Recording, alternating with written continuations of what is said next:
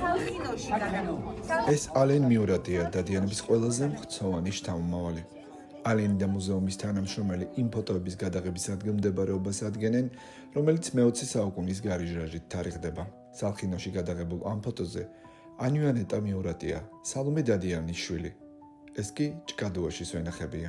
ჩვენ ახლა დადიანების ნიკოსეული მუზეუმის სარდაფში ვიმყოფებით, სადაც მუდმივ მოქმედი ეთნოგრაფიული გამოფენა დადიანების მარანი გაიხსნა.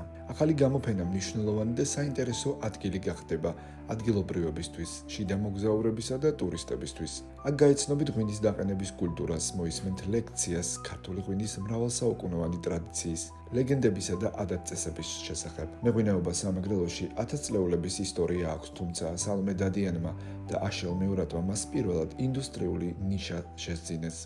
ასე გახდა ხურმის ხეზე აშვებული ოჯალეში მწკრივის ვაზი, რომელმაც მალევე პარიზის გამოფენაზე უმაღლესი ჯილდო, დიდი ოქროს მედალი დაიმსახურა. გამოფენაზე დაათვალიერებთ უძველეს საწნახელს, მეღვინეობასთან დაკავშირებულ ჭურჭლებს, ჩვენი წინაპრების საცხოვრისებისა და დამხმარე ნაგებობების მაკეტებს, უამრავ ფოტოს, რომელთა ისტორიებით დროში გამოგზაურებენ. გენაცვალე გულში.